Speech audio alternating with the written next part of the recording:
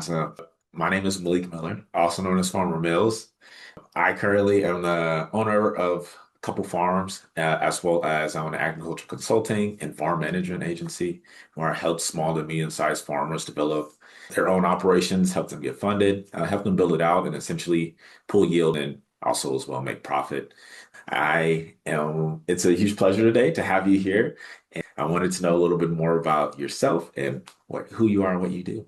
The pleasure is mine, Malik. The fact that you are a young brother in the agriculture space, a first generation farmer, multiple farms, helping other farmers is so inspiring to me.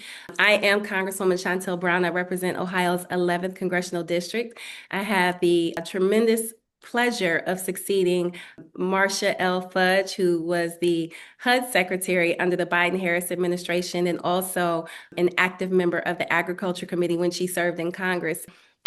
Because of her work, I wanted to be able to continue her legacy. She was a huge champion in the space, especially when it came to SNAP recipients as a big part of the Farm Bill. For those who don't know, SNAP falls under the Farm Bill. We are long overdue for getting another Farm Bill across the finish line. I guess we can get into that later. The work that she did in that space really made me want to be a part of the Agriculture Committee. Historically, the Agriculture Committee has been a bipartisan committee where both Republicans and Democrats work together, which might sound like a foreign concept these days. We work together to make sure that farmers and farmers' families get the resources that they need, as well as consumers and end users of SNAP get the resources they need. And so that was attractive to me. In the 11th district, we also have one of the largest urban farms, in fact, the largest urban farm in Ohio. I just wanted to come in and leave a mark and carry forth the legacy and the traditions of my amazing predecessor. Awesome, awesome. Thank you so much for meeting with me today. I work hands-on with farmers across the country. Many of them are first generation farmers, small producers, minority farmers, young farmers, and just rural families who want to build generational agriculture operations, but often feel locked out of the system. I'm here because I see the same problems pretty much across every state I serve. Farmers are motivated, but the opportunities exist. The process to access USDA resources and funding is a little bit too complicated and a little bit too slow, too disconnected from the realities on the ground. My goal here today is just to share the real life challenges these farmers face, to offer practical solutions that can help strengthen trust, improve access to funding, deepen the relationships between policymakers and rural America.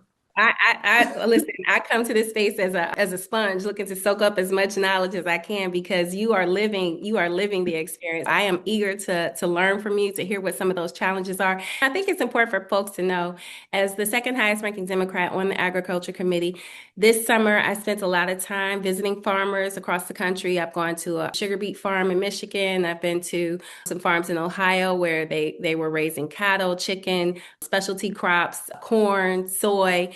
I know right now that farmers are hurting. I am excited to get into the conversation as it relates to what's working and what's not. So I'm gonna turn it back over to you.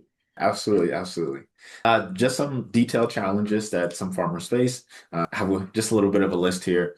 The first is just access to like capital. Capital. The first generation farmers lack collateral, meaning that many people who want to go and start a farm have to either develop a large savings or they have to have either prior property or something in general that the banks can utilize to be able to issue out funds. Something that kind of stands out is that one of the older farmers are not being able to transfer their farms to their families and things like that. The American farmer is ultimately dying out. I think a lot of focus should be on pushing for the first generation of farmers to revitalize agriculture back into America and that kind of deal. I couldn't agree more. I have talked over with my team some policies that we could potentially introduce to attract young farmers into the business. I know that one of the things I've done in my district is we host a small business advisory council. Access to capital is a continuous theme throughout businesses, and agriculture is a business at the end of the day. I couldn't agree more as it relates to the access to capital. There's a lot of red tape when it comes to small family farms. You guys are juggling multiple jobs. A lot of people may think that farming is the only occupation that farmers have. As I understand it, farmers have other jobs that they have to have in many instances just to be able to afford or have access to quality healthcare. That's another thing that I think is a challenge for our young farmers, and all farmers in particular, especially in rural communities where hospitals are closing because of this passage of the big ugly law, as I like to call it, or as Trump refers to it as the one big beautiful bill. It's so many things are so interconnected as it relates to the agriculture space, healthcare, access to capital. So you are 100%. We need to do a better job of making sure that our first generation farmers and young farmers have the access to capital to be able to make the investments to do something that they enjoy practicing, that really is fulfilling to our economy, not only our economy, but to our national security.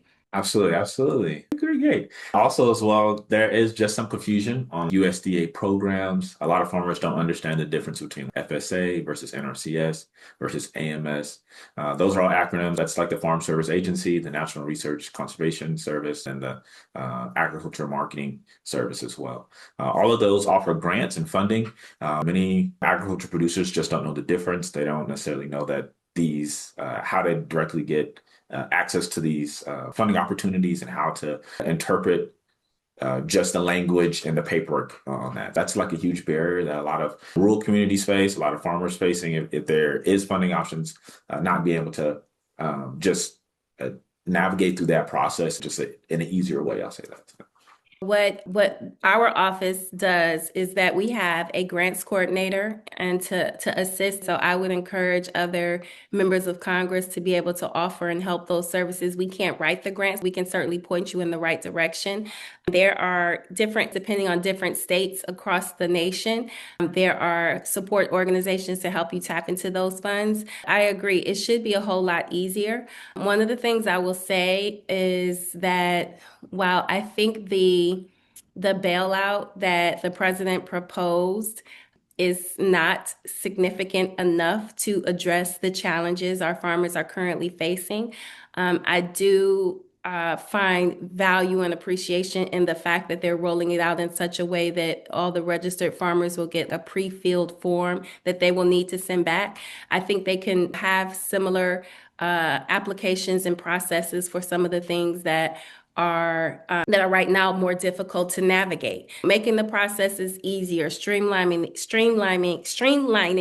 the application processes to make sure that young farmers and first generation farmers, those small farmers who don't have the infrastructure that has a person that's solely focused on tapping into those resources, making it much more easy for you guys to get to those resources. Eliminating the red tape is something I'm certainly an advocate for and speak about frequently in our committee. Actually, kind of speaking about just the $12 billion that was like allocated to agriculture. So what it kind of did pretty well for, it was mostly for like large or well-established operations. It worked as intended because most of the funding was distributed based on acreage, and prior USDA participation. So larger commodity farms were able to access funds quickly. These farms had the documentation, had the staff, already had the systems in place. And pretty much as a result, many large farms avoided default, supply chains remained functional, and some operations were able to reinvest or stabilize long term from a micro perspective, or macro, sorry. The help prevent a collapse in the agriculture economy for like more of the larger size. How do you feel about that $12 billion bailout in the sense for more smaller to medium sized farmers and what that kind of did for us? Did nothing. I feel like it was terrible. Mhm. And so it was great for the macro space. But when it comes to the micro, again, the small farmers, it's going to be a challenge. It's not going to be nearly enough to help them. We're talking about a farm bill that's 2 years overdue, right?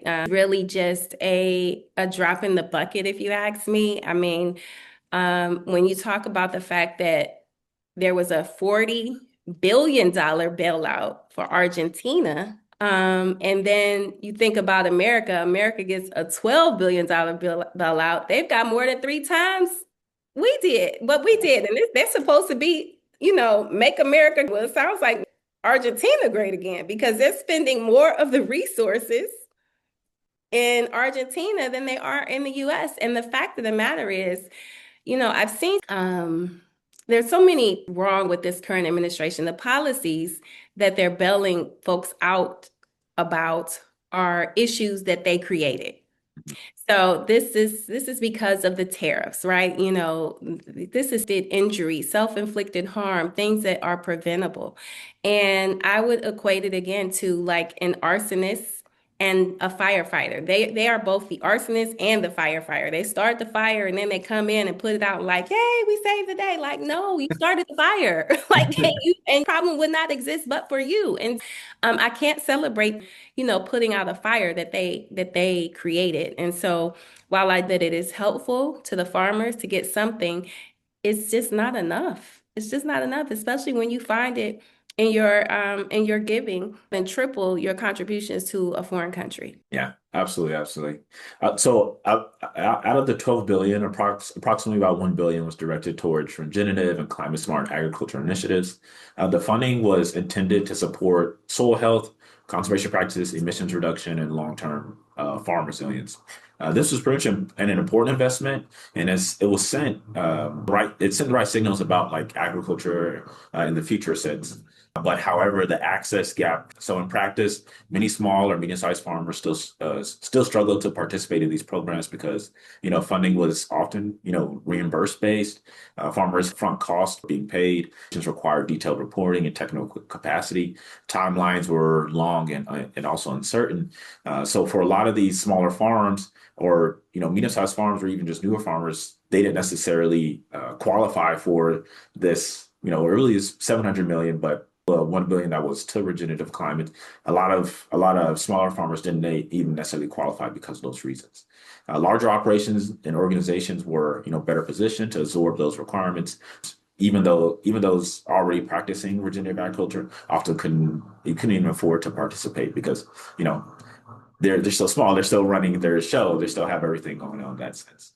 Um, It feels like a classic bait and switch, right? Like yeah, they send signals, they're like, okay, just today, I'll give you a similar a similar process, but unrelated subject is on the Affordable Care. We used the process called the discharge petition, and four Republicans joined us on this to get us to the magic number of 218. There's 214 Democrats. You need 218 to push a discharge petition to go to a vote. Well, they signed the petition, but when it came to the actual vote, it didn't come through. So it's like they can go back to their communities and say, "Well, I signed the petition, but you didn't vote for it." And it's just the same thing. They can say, "Oh, we put $1 billion in the pot for A, B, and C, but you didn't make it easily accessible for the people." So it's like, to me, it's like a bait and switch. It's smoke and mirrors with them every time. And so it is frustrating because they can, on one hand, say, "Well, $1 billion,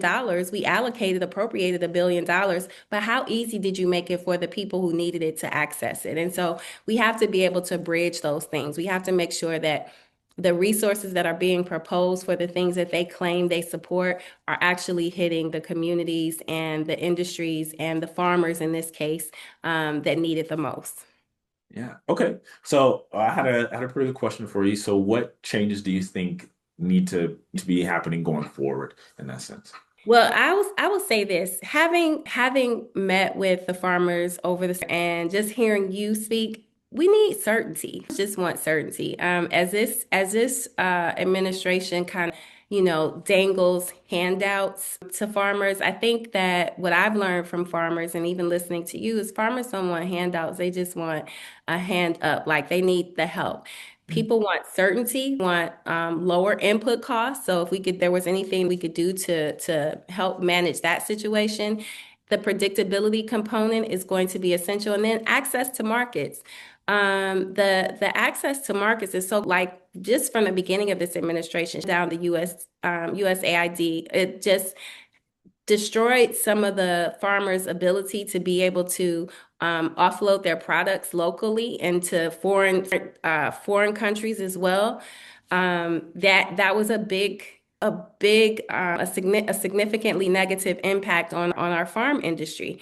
You think about the soybean industry, where We cut off our market to China, hurt farmers in a way. So access to markets is incredibly important. I would summarize it again as certainty, making sure that we're putting policies in place so that farmers, just like any other business, just like any other household, they can manage their budget, make some predictions on how they need to allocate the resources and plan for their future, lowering input costs, and then access to the markets. That is what I would propose to get us back on track. Okay, awesome, awesome. And I completely agree with you 1,000%. I couldn't have said it any other better way than what you have there. So where do you see the biggest with, you guys and the and rural? So I think I had a great again going into different parts of this where I represent a pretty urban district, but again, as the second highest ranking Democrat on the Agriculture Committee, it was important to me to connect with the rural community to see what their needs are. I think probably one of the things that I've noticed about my party, the Democratic Party, is that we have a tendency to tell people what they need, listening first. And I would equate that to going to a and him telling you you need to have heart surgery when you only have a headache, right? You're like, "Whoa, doc, I just need something for this headache." We have a tendency to do that. I think we need to lead with listening. That was one of the things that did this summer, and just listening to the farmers talk about the challenges that they're facing and learning that they don't get make you guys don't get to make your prices. You are subject to the market. And so coming in and then finding, listening, and then being able to build on those common ground, common sense practices, like finding the things that we share in common, and then being able to offer an alternative. So I would say lead with listening, finding common ground, and then being able to offer an alternative. But it starts with listening so that we can draw a parallel or connection with those people with the people that we're talking to, so that they can understand that we care, we hear you, and we want to be able to provide an alternative because at the end of the day, they deserve better than what they're getting right now. Absolutely, absolutely. Some things that farmers definitely running up against is going to be land cost, and also we're just honestly being outbidded by developers who are just buying up a lot of farmland, subdividing it, and then kind of turning it out into more urban areas. That's doing two things: pushing out a lot of farmers, and then also pretty much disrupting the farmland in America. And that's making it harder for a lot of small farmers to even be able to gain access to, land in general, and then beginning farmers to actually start up the operation. And then the land costs currently now, I'm sure it almost makes it a little bit harder to even start up an operation, or just you have to have a little bit more money up front to start that up. I think that kind of relates directly back to just the funding, things like that. I did want to kind of ask you, what kind of feedback did you need most from farmers? The feedback I think that would be most so we're let me just set the stage. As Democrats, we're in the minority. So Yes. the best thing that we can do is message. And so you supporting or us supporting each other messaging is essential. A lot of times when I was with, and these are folks who voted for Trump, but they still had their Trump flags proudly in their barns. And so like when they were talking about things that they were running up against, they would say things like the policies or the trade. And I think we need to call a thing a thing. Like it's the policies and the trade that we're dealing with is because of Trump's policies, right? These are Trump's policies. This is Trump's trade, but making it so, kind of in generalities, does going to be helpful to the 218 members on the Republican side that need to hear the reality of the situation. And so I think that's important. Is just be crystal clear and honest with each other about what it is that we're facing. And then I think also being able to some of the things that we're all struggling with, which is affordable health care. Right now, we're dealing with the ACA tax credits, but I know in speaking with the farmers that is 75% of the Trump districts are relying on these ACA credits, tax credits. And so I think we just have to be a little bit more honest with each other about how the policies are impacting the rural community and who's behind the policies. So, and again, that gives us an opportunity to present an alternative and hopefully be able to win the hearts and minds of the folks in the rural community so that we can win the House back and put forth policies that put people above politics. So, okay.